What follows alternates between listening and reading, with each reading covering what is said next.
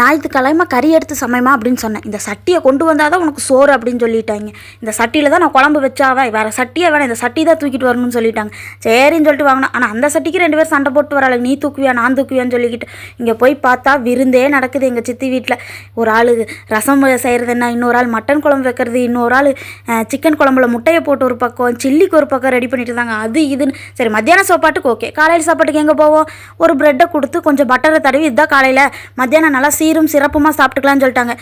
So இது என்னடா தேனிக்கு வந்த சோதனைன்னு சொல்லிக்கிட்டு சரின்னு சொல்லிட்டு சாப்பிட்டு முடிச்சிட்டோம். அதுக்கப்புறமா வந்து மத்தியானம் வெளுத்து வாங்கினோம் பாருங்கள்.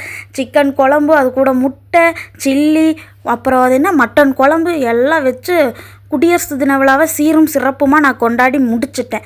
அதுக்கப்புறமா ஃபைனல் டச்சுக்கு எங்கள் பாட்டி வேறு ரசம் ஊற்றி சாப்பிடுன்னு ஒரு பக்கம், என் தம்பி ஒரு பக்கம். சரி எல்லோரும் சொல்கிறாங்களேன்னு சொல்லிட்டு ஃபைனல் டச்சுக்கு கொஞ்சமாக ரசத்தை ஊற்றி சில்லியும் முட்டையும் வச்சு சாப்பிட்டு வெற்றிகரமாக முடிச்சிட்டேன்.